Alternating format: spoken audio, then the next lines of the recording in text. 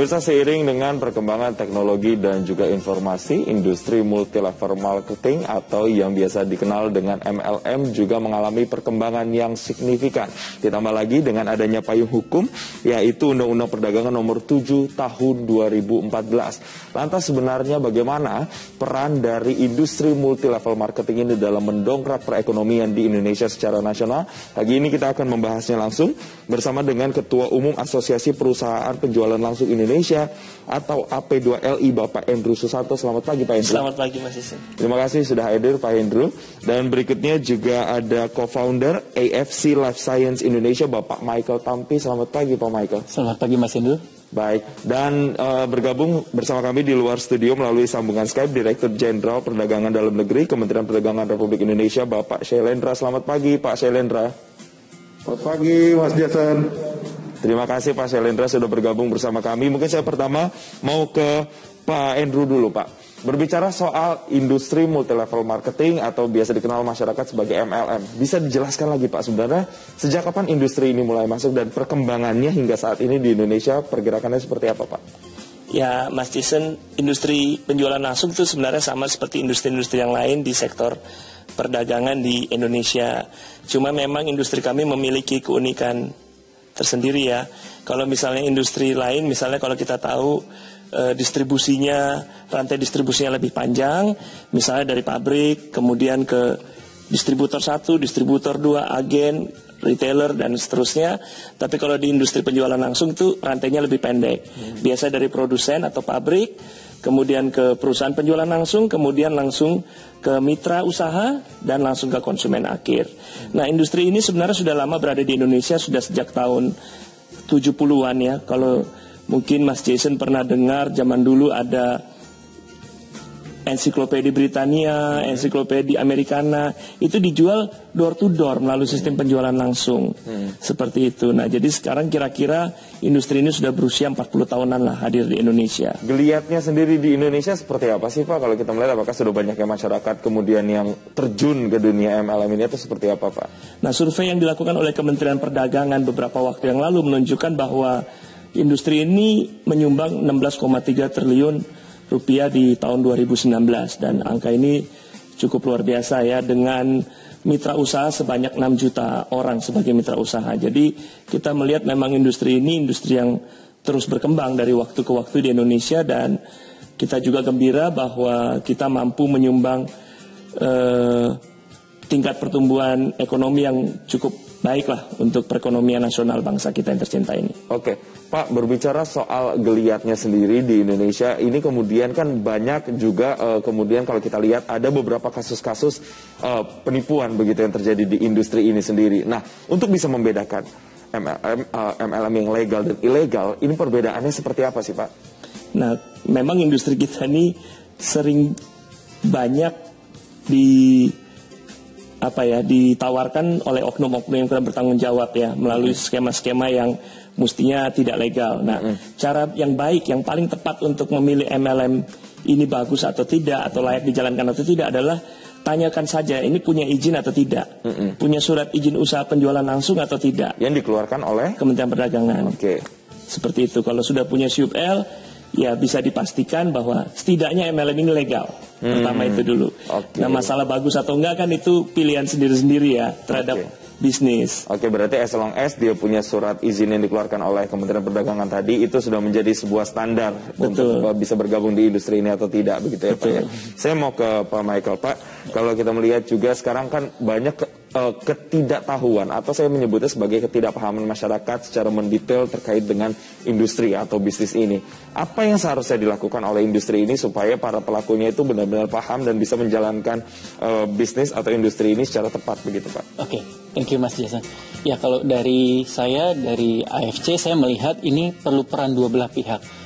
Yaitu dari kami perusahaan yang menjalankan bisnis MLM maupun bagaimana kami mengedukasi teman-teman yang ingin bergabung seperti itu. Jadi ada proses di mana kuncinya itu ada di yang pertama di perusahaan itu. Ya, dia harus penuhin legalitasnya, dia harus penuhin kewajibannya sesuai dengan peraturan yang ada, kemudian baru menjalankan bisnisnya. Nah, dari situ baru yang saya lihat adalah peran dari bagaimana kita mengedukasi teman-teman yang ingin bergabung, teman-teman yang harus kita harus mengajarkan mereka bagaimana menjalankan bisnis ini dengan benar, dengan aturan yang ada. Contohnya dari Kementerian Perdagangan kita sudah diatur industri ini tidak boleh melakukan penjualan secara langsung melalui e-commerce misalnya, seperti itu.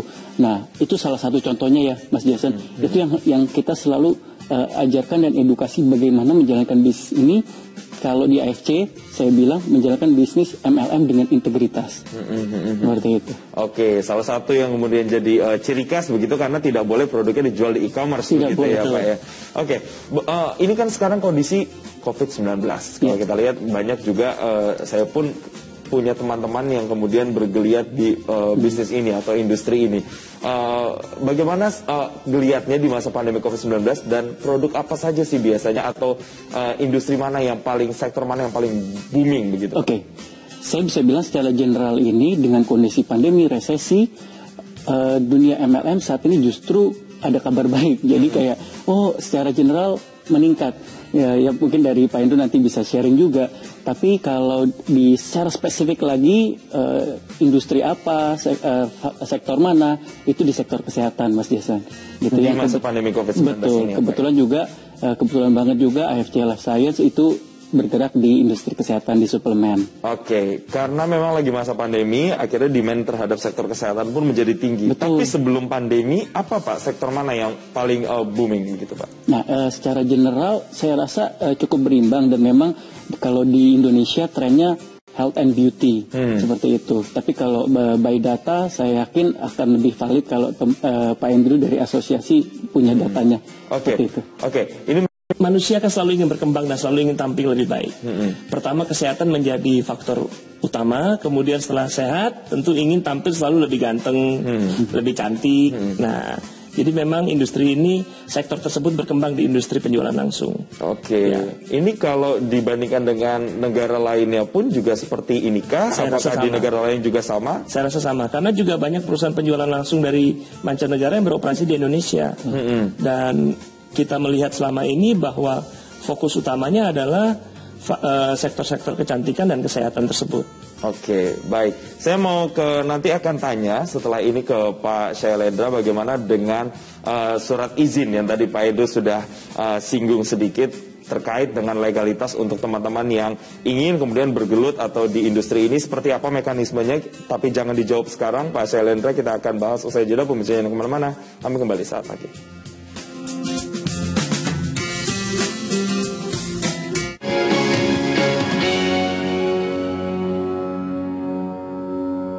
Didukung oleh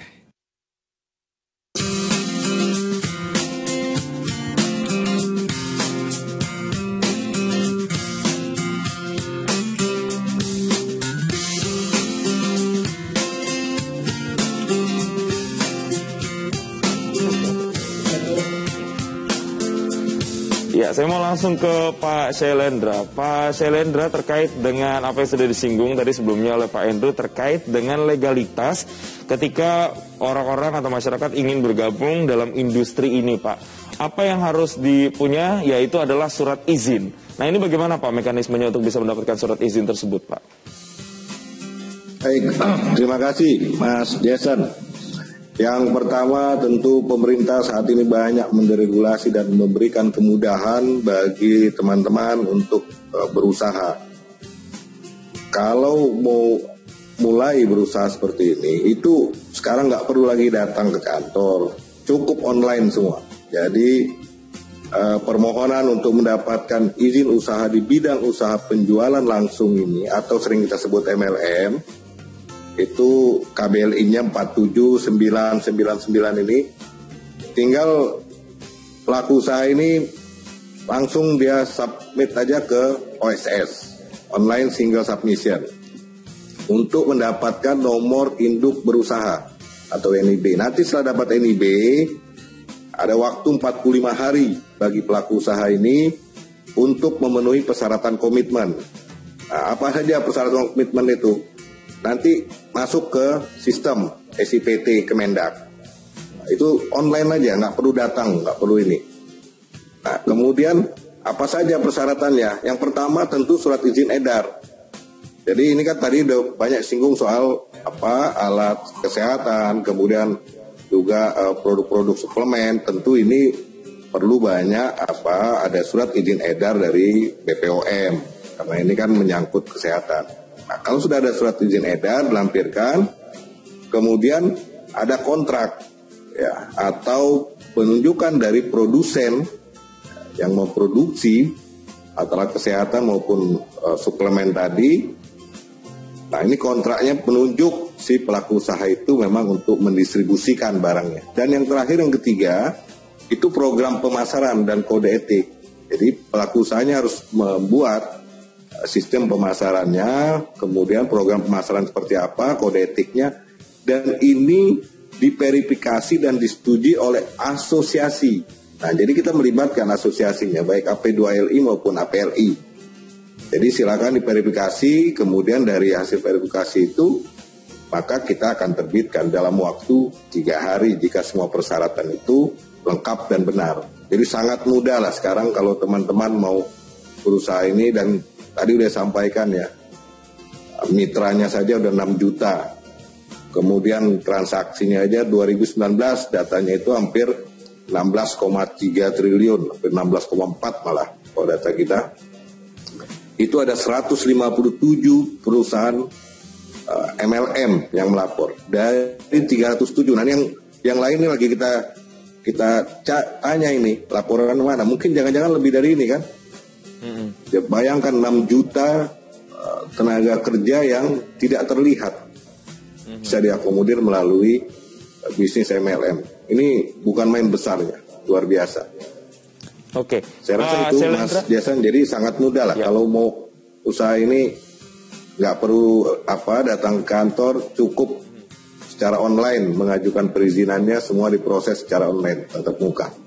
Oke, tadi Pak Syailendra menyebutkan Pak Syailendra tadi menyebutkan ada sekitar kurang lebih 157-an perusahaan di Indonesia yang kemudian sudah melapor atau sudah mendaftarkan ke Kementerian Perdagangan. Tapi banyak juga yang ilegal begitu Pak. Nah, ini presentasenya sebanyak apa Pak? Jadi gini Mas, kalau yang terdaftar itu 307 sudah daftar, tapi yang melapor, memberikan laporan, jualan segala macam 159 perusahaan, ya 157 perusahaan lah yang sudah melapor ke kita, sehingga kita bisa mencatat transaksinya, makanya tadi yang kita sampaikan jumlah mitranya. Ini yang lain sedang kita terus minta supaya menyampaikan laporan ini untuk kita melakukan evaluasinya. Nah, sebenarnya kalau untuk yang ilegal ini biasanya ini kalau namanya tidak ilegal ya, tidak ada laporan, tidak melapor, tidak punya izin segala macam. Nah, ini kalau ada yang melapor masyarakat, ini kita langsung mengambil tindakan. Dan sudah banyak yang tidak tindak. Baik. Jadi, nanti saya akan tanya Pak Syailendra lebih detail lagi terkait dengan penindakannya seperti apa. Tapi saya mau ke Pak Michael dulu, Pak. Melihat sekarang masyarakat sudah banyak kemudian yang terjun ke bisnis atau industri ini, ditambah lagi dengan gempuran media sosial juga yang semakin menjadi booster. Nah, ini apakah ada pergeseran tren kalau kita bandingkan misalnya dengan 5 atau 10 tahun lalu industri ini sendiri seperti apa Pak? Oke. Kita balik lagi Pak, topiknya MLM putar roda perekonomian, khususnya di era pandemi resesi ini. Kita lihat by data, kita lihat juga dari sisi saya perusahaan AFC juga saya lihat bagaimana pertumbuhannya tuh signifikan banget, Mas Jason. Jadi saya akan tetap bicara mengenai apakah MLM itu bisa jadi solusi untuk teman-teman sekarang di masa resesi ini. Saya dengan yakin saya bisa bilang iya, gitu. Kemudian saya juga lihat semakin banyak di sosial media itu teman-teman yang mereka dengan bangganya, mereka dengan antusiasnya menjadi agen, menjadi penjual menjadi member dan menjalankan bisnis ini, Mas Jason. Jadi saya ngelihat trennya itu dibanding 5 tahun yang lalu bergeser itu tidak, tapi semakin signifikan dipercaya, saya bilang iya. Berapa persen Pak kira-kira kalau kita mencoba persentase? Oh, kalau itu saya mungkin saya belum berani menjawab kalau dari sisi persentasenya, tapi mungkin kalau saya lihatnya dari sisi saya AFC, saya melihat bahwa di saat ini perkembangannya itu signifikan, Pak. Gitu.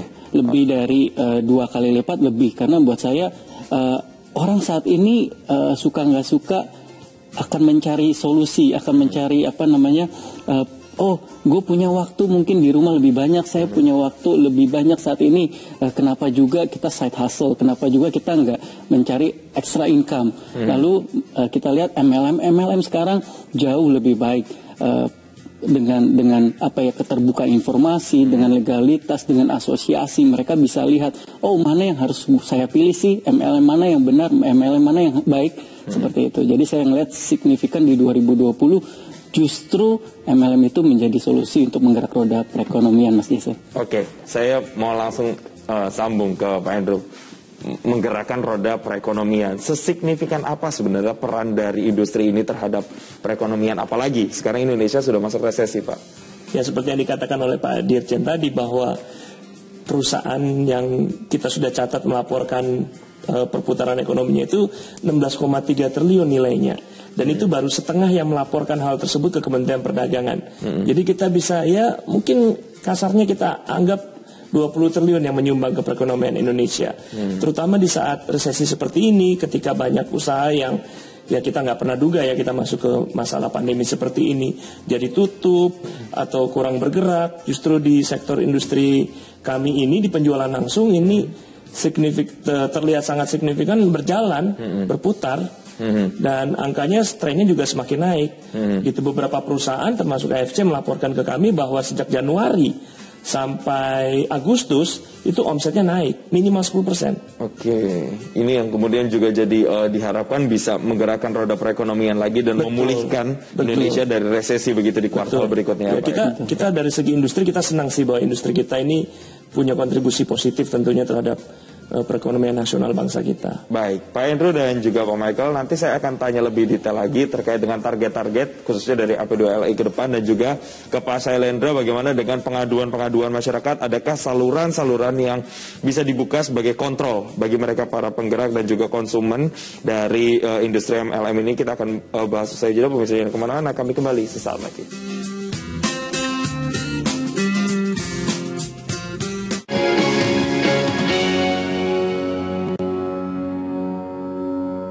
Didukung oleh Pak Sailendra terkait dengan perlindungannya, Pak. Kalau tadi sudah ada misalnya surat izin yang dikeluarkan bagi para mereka pelaku industri ini, dan kemudian untuk konsumennya sendiri, Pak. Kalau misalnya ada kerugian yang diakibatkan dari industri ini, adakah saluran-saluran yang dibuka untuk kemudian bisa melindungi para konsumen dari industri ini, Pak? Baik, Mas Jason. Yang pertama, pastinya masyarakat dapat memberikan laporan kepada Kementerian Perdagangan terkait perusahaan penjualan langsung atau MLM ini. Bukan hanya yang tidak memiliki izin, tetapi juga perusahaan penjualan langsung yang menyalahgunakan izinnya. Jadi masyarakat bisa melaporkan kepada kita. Kemudian masyarakat juga berhak mendapatkan informasi terkait kegiatan perusahaan penjualan langsung dengan jelas dan benar. Jadi ini teman-teman dari pelaku-pelaku usaha penjualan langsung, kita minta untuk memberikan informasi yang sangat transparan pada masyarakat, terutama kepada mitranya dalam melakukan kerjasama untuk berusaha di bidang penjualan langsung ini. Dan kita berharap terlindunginya kepentingan masyarakat dari praktek-praktek yang merugikan masyarakat.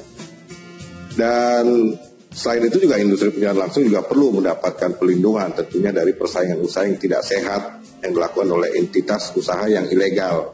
Nah, salurannya ini yang pertama, ada sekretariat Satgas Waspada Investasi. Ini di kantor Kemenko Perekonomian di Lapangan Banteng.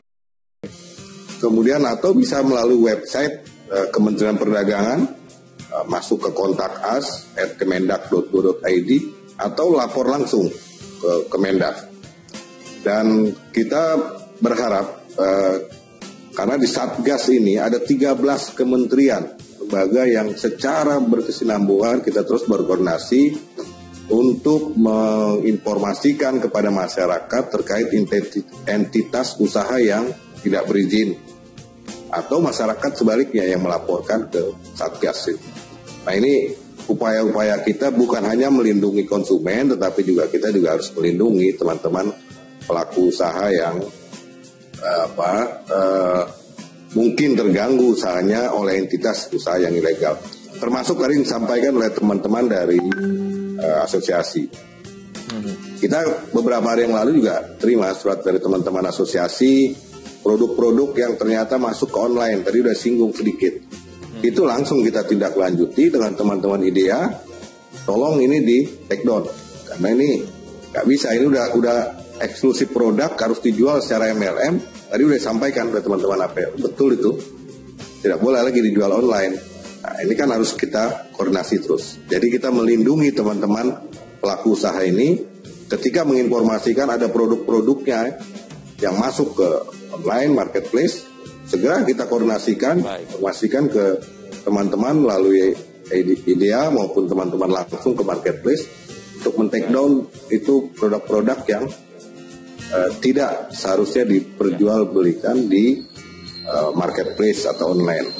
Karena kita sangat berharap juga, tadi sudah sampaikan, begitu besar kontribusi yang diberikan juga oleh MLM, baik untuk pertumbuhan ekonomi dari omsetnya yang besar, kemudian juga terutama penyerapannya terhadap mitra-mitra yang tentu ini juga membantu masyarakat untuk berusaha. Apalagi dalam pandemi COVID-19 ini tentu banyak masyarakat yang selain membutuhkan produk-produk tersebut juga pemasarannya yang cukup baik melalui MLM. Ya, artinya ada dua pengawasan di sini, pengawasan untuk para pelaku industrinya dan juga perlindungan konsumennya pun dijamin begitu ya. Saya mau ke Pak Michael. Pak Michael, apa kemudian pesan yang ingin disampaikan kepada mereka, para pelaku industri ini supaya kemudian bisa lebih expand lagi, Pak? Oke. Khususnya untuk kami pelaku yang menjalankan bisnisnya ya, Mas Jason ya, seperti itu ya. Oke, buat kami dari perusahaan MLM yang pasti saat ini kami punya spirit yang berbeda, Mas Jason. Kami ingin membuat industri MLM itu baik, harum namanya, gitu seperti itu. Kami ingin masyarakat memberi kami kesempatan untuk melihat, saat ini berbeda gitu. Apa yang pernah dilakukan oleh oknum-oknum yang mungkin mencemarkan nama baik industri ini, tapi kami hadir bersama ekosistem yang berbeda, bersama AP2LI, bersama Kementerian Perdagangan, semuanya ini kami membentuk suatu ekosistem industri MLM yang lebih baik. Jadi dengan integritas, dengan legalitas yang baik, kami dari AFC Life Science ingin membuktikan itu. Ayo jangan ragu untuk melihat ke opportunity itu, karena sebetulnya MLM itu tidak ada yang salah, gitu. Industri ini harusnya bisa menjadi kontribusi yang sangat besar buat Indonesia, gitu Mas Jason. Oke, saya mau ke Pak Andrew. Pak, menutup perbincangan kita sebagai asosiasi yang membawahi, menaungi ratusan industri ini, Pak. Apa yang kemudian ingin dicapai? Apa yang kemudian menjadi target ke depannya, Pak? Ya, tentu kita ingin bahwa industri ini berkontribusi lebih banyak lagi kepada masyarakat, kepada perekonomian nasional. Nah, saya juga ingin menghimbau kepada masyarakat luas supaya seperti yang tadi Pak Michael sudah katakan, coba lihat industri ini. Mungkin industri ini bisa menjadi solusi juga di masa pandemi ini. Karena dengan begitu banyak orang yang sudah membuktikan juga terbantu, seperti angka tadi yang juga Pak Dirjen katakan, 16,3 triliun itu luar biasa besar. Dan itu baru setengahnya aja loh. Ya, berarti bisa lebih besar lagi ya. Kami berharap industri ini dapat benar-benar membantu masyarakat, terutama di saat-saat sulit seperti pandemi ini. Namun kami juga mengingatkan, jangan lupa kalau memilih perusahaan nih, selalu harus tanya dulu, ini ada izinnya tidak? Ini yang paling penting. Karena seperti yang kita ketahui, banyak sekali oknum-oknum di luar sana yang menggunakan industri ini sebagai kedok untuk menipu. Nah, ini berbahaya sekali. Selalu pastikan harus memiliki surat izin usaha penjualan langsung terlebih dahulu. Harus ada kritis di situ. Betul. Ya? Baik. Saya rasa begitu. Terima kasih Ketua Umum Asosiasi Perusahaan Penjualan Langsung Indonesia atau AP2LI Bapak Edo Susanto sudah bergabung. Kemudian ada co-founder AFC Life Science Indonesia Bapak Michael Tampi, dan juga Bapak Syailendra, Dirjen Perdagangan Dalam Negeri Kementerian Perdagangan Republik Indonesia sudah bergabung bersama kami. Dan Bapak jangan kemana-mana, saat lagi Selamat Pagi Indonesia masih akan hadir dengan berbagai informasi untuk Anda. Tetaplah bersama kami.